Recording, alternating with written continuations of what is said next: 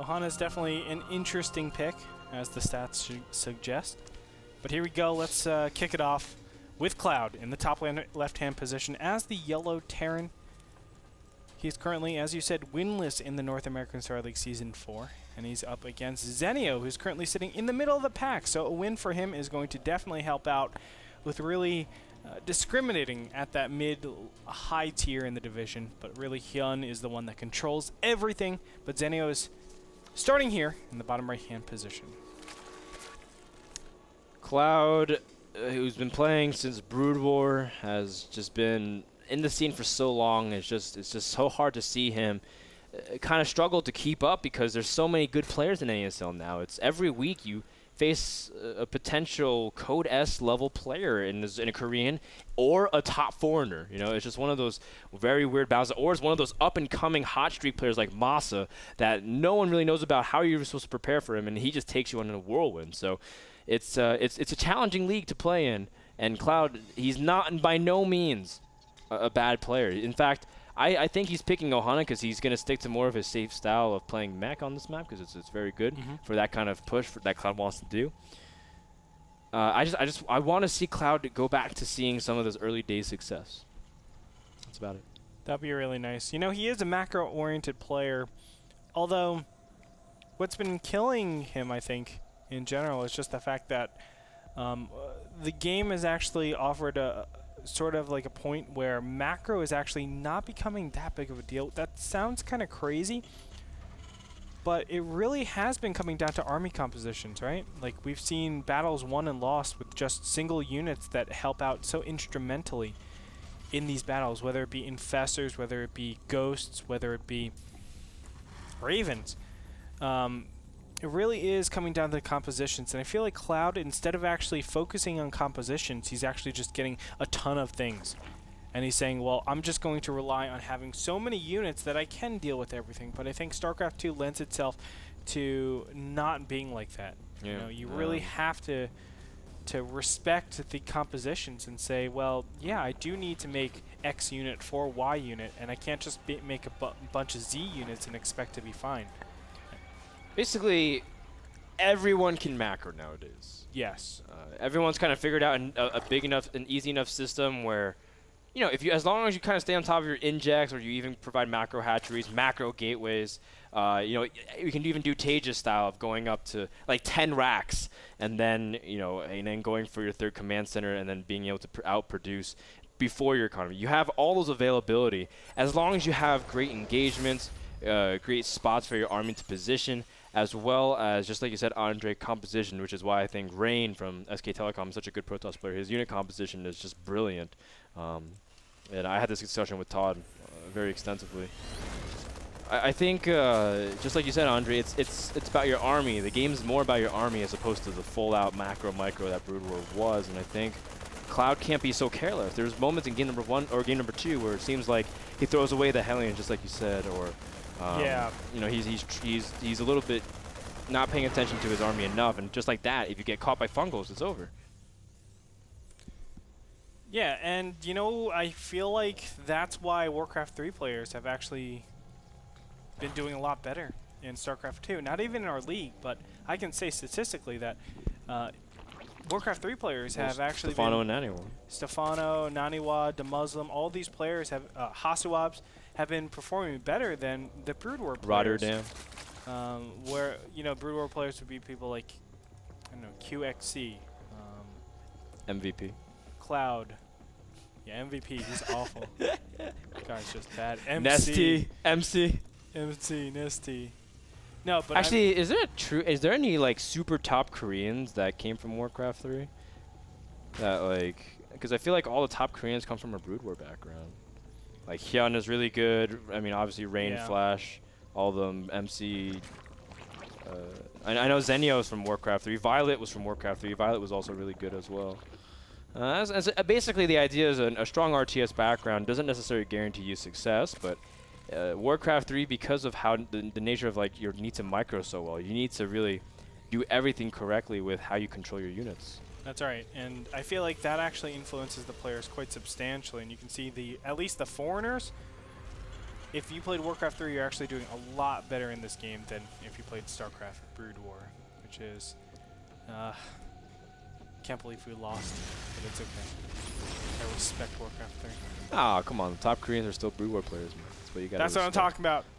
That's what I'm talking about. But in their defense, Warcraft 3 wasn't nearly as big in Korea as it was in StarCraft Brood War. Yeah, Moon is actually really good too. To be fair, people like kind of forget about Moon, but supposedly Moon is just like a guy that never can seem to perform in StarCraft 2 tournaments. Always in Warcraft 3, but in StarCraft 2, it seems like whenever he goes to foreign events, he actually does pretty well, like IEMs. But in like GSL, he never was able to piece it together. Honestly, he's due. Look at Grubby. Let's be honest. Grubby had not the most fantastic career starting up. A lot of people were like, "Oh yeah, Grubby is a." I wouldn't say a flash in the pan by any Grubby means. was not that strong mechanically. Yeah, he definitely wasn't considered a top tier player. But you look at him now. You know, people said the same thing about Grubby. He's a great practice partner. He definitely commits a lot.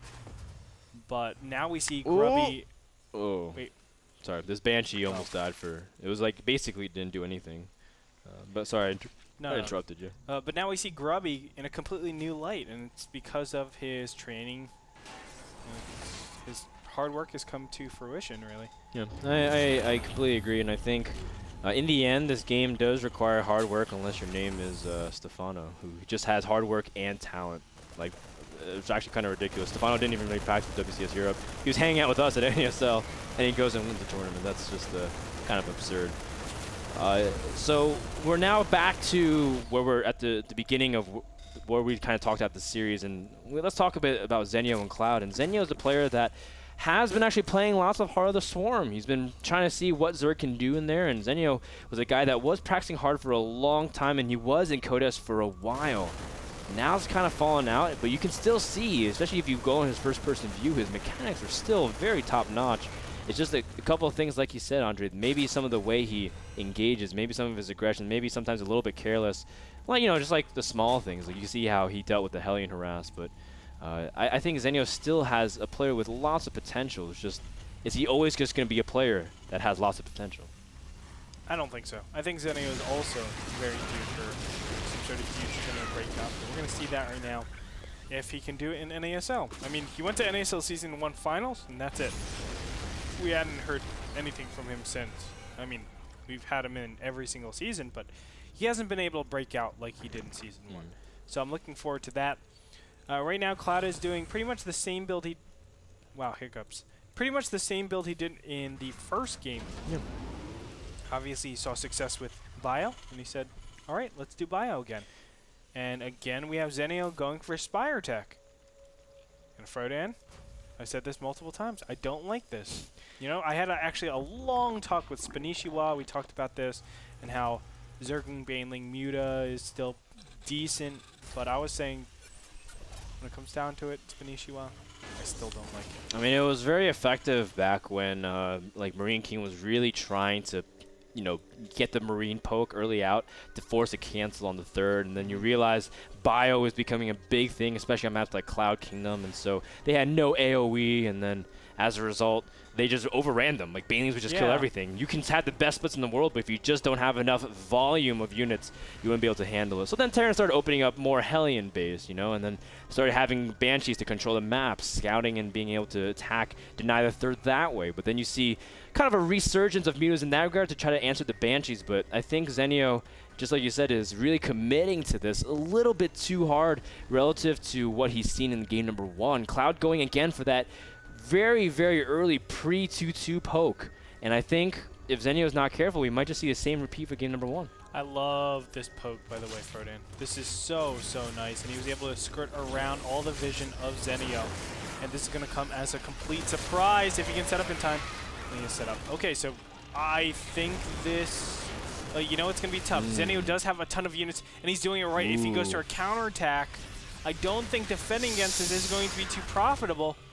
Zenio immediately evacuating the forward. Looks like he's going to pull back at the last second. He definitely could have dealt with this and forced all the units back home. Instead, he loses his fourth base while expanding to the bottom right corner. Zenio setting up a potential flank as well. Mutas are now coming in, but the tanks are not there. So this is a spot that's really good for Zerg to fight. And all of a sudden, a huge chunk of the Marines have fallen. And Cloud only has around 18 Marines to protect his tanks. Now Cloud, his main objective is actually to combine all of his units together. He's going to try that right now. You can see units sprinting over, not too fast because they don't have stim, but yes, he will actually start congregating all of his units, and Cloud from this actually has a gigantic advantage. And the main reason why I say that is because Zenio has no recharge. Normally you need the 4th base, you don't actually put gases on those, and you get a ton of macro hatches. You can see macro hatch, macro hatch, macro hatch, macro hatch. But the fact of the matter is he hasn't been able to max out because of these trades, and that also means that he doesn't have, he's not going to be fighting with like 250 supply. Instead it's just going to be 200 and he spent all of his larvae. You actually need a larva bank when you're going this style. And here we have it, a counterattack style going on right now. Although Zenio realizes that the 4th base is under siege yet again, Cloud with an awesome position. Zenio, what are you going to do? He's pulling all the way back. He's trying to see if he can flank the tanks. He's going to pick off at least 2, 3, maybe even the entire battalion. And just like that, 5 tanks have dropped. That is huge. But still, does he have enough to really deal with all of the units? The mortar circles are popping out. There's a huge flank potentially from the bottom as well, but Zenio is not engaging. Oh, it doesn't even matter. The Marines are all clumped. Andre, so many Marines got picked off. The mules are now empowered, and Cloud looked like he had a great spot to be able to pick off the Zerg economy. He does force the cancel on the bottom left, but still he lost so much. What a devastating trade. I hope Cloud can defend a huge counterattack. I don't know why Cloud's doing that. Now I think Zenio is way ahead. The meter count is still up, and honestly, there's not enough siege tanks and Marines out to deal with this. Cloud is always going to be behind in supply. That means Zenio is going to be the one that actually is enabled because he can consistently do those really high remaxes. If Zenio can actually stabilize right here, which I think he's going to do in a second, then I think Cloud actually has zero way of getting back into this. He needs to do some huge amounts of guerrilla tactics if he wants to win this game. But I guess what will help is 3-3 against 2-2. That's going to be a continuous thing that happens throughout this game since HiveTech is still really far away. And Cloud is going ahead and putting pressure on the 3rd base over here, and it will be successful to a small degree. A very small degree. Those Marines run a suicide mission. Now, Zenio's going to try to deny a 4th attempt because Cloud is starting to run pretty dry. His main is pretty much on the last few fumes, and his natural is mining out. Although the Cloud is trying to protect his 4th base, does weaken his ability to defend the 3rd, and I think Zenio is really trying to use that kind of aggression to pick his opponent apart. Hive finally started for Zenio, but just like you said, there's going to be a huge window of about 3-4 minutes where Terran will have +3 advantage. Or +3/+3 advantage over Zerg. Yeah, that's really difficult, but Zenio has the initiative right now. He's the one that should be actually attacking into his opponent. The Mutas are doing a good job at forcing Cloud to defend this left-hand side position. I think the mid-right would have been a lot better, so you defend just this area rather than defending here, here, and then here. And if Zenio does this right, he should strike at the 3rd base. That will be the best way to actually. The time is now, Andre. There's a lot of turrets coming up, and now Zenio realizes like, oh, there's only 1 turret. You've been very lenient with your defense, and now Cloud is out of position to really defend this base. Although 4 Marines push back, I guess 12 meters. A huge flank also in the middle of the map. The tanks are all surrounded. Marines are clumping up perfectly for the Banelings. Andre, all the units ran together. Oh my goodness, and just like that, another huge wave of Terran has been crushed. And I felt like if Cloud was able to get everything in position, Zenio's army would have been completely dead. Sweet Jesus. Man. That should have never happened. Really unfortunate for Cloud, but you can see Zenio is kicking it in now. 46 Zerglings were in queue just a second ago. He's getting his +3/3. Ultralisk Cavern on the way. Everything is not looking good for Cloud. Yes, he has his 4th base a little bit faster, but look at this. He has his gas mining. More importantly, he has his minerals mining. This is actually such a heavy, intensive mineral way to play these ZVT. And he hasn't been able to establish the larva bank just yet, but once he does that, it's going to be really difficult. I mean, continuously we've seen Cloud just throwing away units, unfortunately. I mean, he's not meaning to do it, but he is like getting all of his units in really poor positions, and it's given the chance for Zenio to actually get back into this game.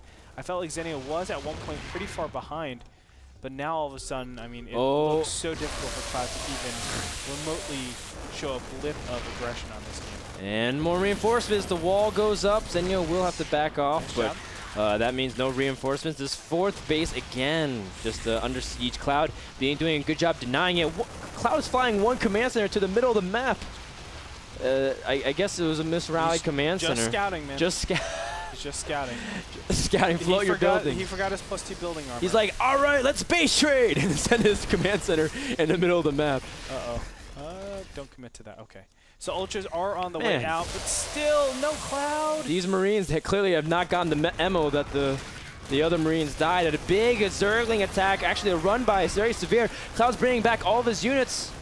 And Zenio's doing the right job, actually taking out all these Marines. Oh no, the there's tanks are just not so there. many units. The Zergling flank, Andre. Oh my gosh, and look at that. Zenio's going to get out scot-free. Taking out a couple of siege tanks here.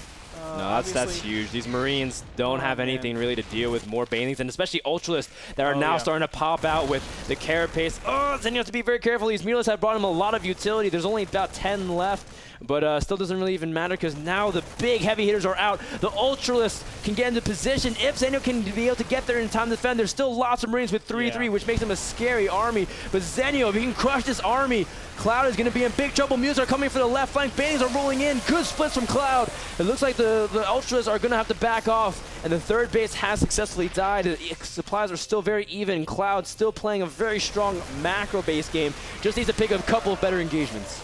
Yeah, but this is going to be so hard to actually stop. Remember, this base is still mining, and yes, Zenio might only be on one mining base, but the fact of the matter is Ultras are out. That's a very extreme tech switch to overcome, because if we can see on the map, there's not really a lot of Marauders. We don't even have tech labs, or a lot of tech labs on these barracks, which is a big problem. You need Marauders to deal with Ultras. That's going to force stagnation. It's going to force static defense.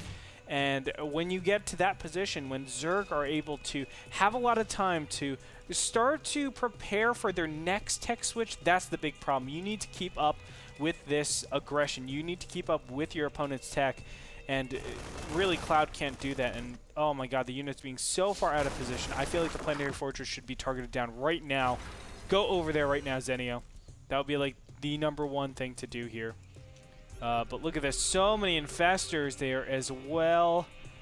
Frodan, I don't know what Zenio can, excuse me, I don't know what Cloud can do in this game. I mean, he's been playing really nice, trading out a lot of units. He's now starting to incorporate some Marauders into his composition, which is what you need to do. But one thing I really liked about what Zenio did at the third base is that he realized Carapace wasn't done, so he backed off, and then +3 as well as Carapace, giving him 3 more armor against the Marines. And then Zenio re-engaged, and then he transfused his queen. So that was a really nice heads-up play from Zenio, realizing, yes, I'm just going to give up my base just for another minute or so. Sure, I lose a little bit of resources, but at this point, the bigger picture, keep these Ultras alive, control the map. Initiative really does belong to Zenio if he's able to dictate it. You can see Cloud's playing very defensive, wants to secure a 2-base economy because his third base is now done as well. And Cloud needs some source of mineral income because he's got plenty of gas for days, Andre. For days. Yeah, definitely. And this is correct over here. We want the Terran going into the Zerg army because fungal. The big fungal, and now the Ultralists are just going to back off because the Banelings did more than enough. There's a lot of tanks. He can rinse and repeat this. He can just go over to the left-hand side. Cloud needs to shift over all of his units, stim over there, and then all of a sudden, my infestors are in place, and I can just fungal down your army so easily. I don't think that Zenio should really stray off of anything than the counters, just constantly keeping his opponent out of position, and then that way you just empower the fungals as much as possible, because the way you stop fungal is with siege tanks, and they need to be sieged up. But if they're always out of position, they're never going to be sieged up, so just attack where your opponent is now. Zenio also has the right idea to keep spreading creep at this stage just to continue to increase the presence of the Ultras. We also see a couple Corruptors, and Greater Spire has finished, so Zenio also has the availability of making some Broodlords. So the Cloud now starting to have the right idea, transitioning into getting 3 more Starports, needs to be able to have some kind of answer to late game Zerg, as Cloud is now pushing out very aggressively on creep. This could be the opportune moment for Zenio's strike, but if Cloud has a really good spot, he still has a lot of tanks, Andre, with +3 no less. I don't know. If Zenio picks a bad engagement, then Cloud can still have a big opportunity. He still has a very intimidating army. 120 supply. It's larger than Zenio's. It is, but only for now. You can see +2 is on the way out for missile attacks. We're going to see a big round of Broodlords actually pop out here. And there they are. And I'm surprised he hasn't actually maxed out with this. I thought he would. But, you know, in this position, if I were Zenio, I'd actually give up this base and not even worry about it, knowing that my opponent is just so far behind because Cloud is just invested so heavily into defending against Ultras. There's no possible chance that he's compositionally good against something like Broodlords. Well, and just go off of that. The Broodlords are about to finish. The base does drop, just like you said. Zenio showing lots of patience. Marines and Marauders are kind of trapping themselves in. Zenio wants to lead with the Broodlords. The drones that kind of burrow underneath. Lots of drones dying. In fact, Zenio's now down to just mid-30s of workers, but now the Broodlords are engaging. As long as he's trying to base the Marines to come forward for the Fungals. Can Zenio control this right? We see a big Fungal on a big pack of the bio, but where are the tanks? They're not supporting the army. They're out of position, Andre. Oh my god, there's so many siege tanks over there too, so it's very easy for splash damage to just crumble everything. And these siege tanks, oh my god, now Zenio should actually be hitting forward if he actually had any scouts on them, and he does. He should actually push forward there, but still he's going to take away what he has right now. I feel like Zenio has been playing unnecessarily passive in this game. There's a lot of situations where he could have just straight up won the game. But I'm trying to think when. Like when do you think he should have won the game, Andre? When he had Ultras out. Like, oh, you mean when he was like 5 minutes ago. Right. Like this whole last like 5 minutes till now has been him just being super passive unnecessarily. I feel like even he knows he has the game won with how he's just spreading out all of his creep tumors and not really engaging into his opponent's army. And I understand he doesn't want to really lose to one single battle, but when you're this far ahead composition, look at how many this is dark level of infestors. 24 infestors. 24 infestors. That's a lot. So extremely much. He's got a strong way to be able to engage everything. He does have a few Broodlords and a few Ultras left, so he's got pretty good mixed composition. Not really dominating one or the other. Ooh, we see that nice little Zergling Baneling run by with a couple Ultras to support to take out this, but Cloud really wants to shut this down. This is the last mining base of Zenio. A Fungal on a huge pack of the Vikings. Oh no, all the Vikings are clumped up. Andre, that is bad news, Bears. That is juicy, and now the Infestors can work onto the rest of things. Broodlords get into position as well. Thor's trying to add some anti-air, but that is not going to be enough. Cloud, no matter what, your army is doomed. He takes out the base. Zenio can transfer his drones to the bottom right corner, but this is a very expensive army. Zenio does back off, doesn't want to be too greedy, but he also has killed off the top right bases. Now working on to the third from Cloud, and Cloud's army is pretty much non-existent. He has enough to maybe remake 30 supply of units. After that, what has he got? He's got nothing. I mean, the composition isn't there to actually adequately defend against Zenio's composition. This is what you have. Yes, it's very close. Yes, they're trading like crazy. But when it comes down to it, Zenio just is going to be more efficient. Yes, look at the units lost tab, actually. Cloud lost significantly more than his opponent, and that's not the Zerg way. Zerg isn't the one that actually plays a lot more cost efficient. It's normally Terran, and that's what I'm talking about. Cloud likes to play this bullying style where he is really powerful, and he has the ability to do a lot of damage with all of his units, but it suffers at the expense of his tech, of his composition, and when Zenio is able to get the composition that he wants, this is the result of it. Yeah, Infestor Broodlord count is just so high. The Infestors have been able to stay alive pretty well. 18 still remaining, and even Zenio morphing the weak Corruptors so that Broodlords will be fresh with their HP. The last stand of Cloud, I mean, he needs a miracle. I've seen crazier things, Andre, but it'll take an incredible turn of events for Cloud to be able to hold against this onslaught of Zerg army. Broodlords and Infestors are just too much. GG. And after 34 minutes, Zenio takes game number 3, winning the series 2-1 and taking home $150. $150. It just rolls right off the tongue, Andre. $150. Do you have anything to say, Andre, about the series before we kind of close out? So sad. Cloud was so close in that game. But I felt like there was a point where he was actually pretty far ahead. And when I say pretty far ahead, I mean like compositionally ahead. He had the tempo control. He had the initiative. He was the one that was attacking. And Zenio always had to dodge him. Killing the 4th base twice is actually really good. And you didn't actually lose a lot of units. You were able to recongregate your units so that you can attack again in one huge punch. So it was kept doing these huge haymakers, I want to say. And all of a sudden, he just lets his arms down for a second, and Zenio comes up with a huge hook. And that was, of course, that huge Zergling Baneling hit against the siege tanks and Marines. I was like, man, he took a lot side. of hooks that game. I wasn't sure which one you're talking about. And then, do you know what it was? It was hook, and then body hit, body hit, body hit, body hit, body hit, body hit, and then uppercut. And it was like Guile when he dies in Street Fighter 2. Are we still talking about StarCraft? Man? Dude, I just referenced like so many different things right there. You know what you guys should be talking about? Squarespace. If you go to nasl.tv/p/squarespace and you want to create a website for a blog, a resume, maybe you want to even do some kind of projects with someone, go to nasl.tv/p/squarespace. It's right here. It's a free 14-day trial. I'm using it. You guys should check it out too. Why don't you do that while we take a break and get a couple of minutes. When we come back, lots more subscriber exclusive content as well as Hero versus Straylock, Protoss versus Terran. All this and more when we return. So don't go anywhere.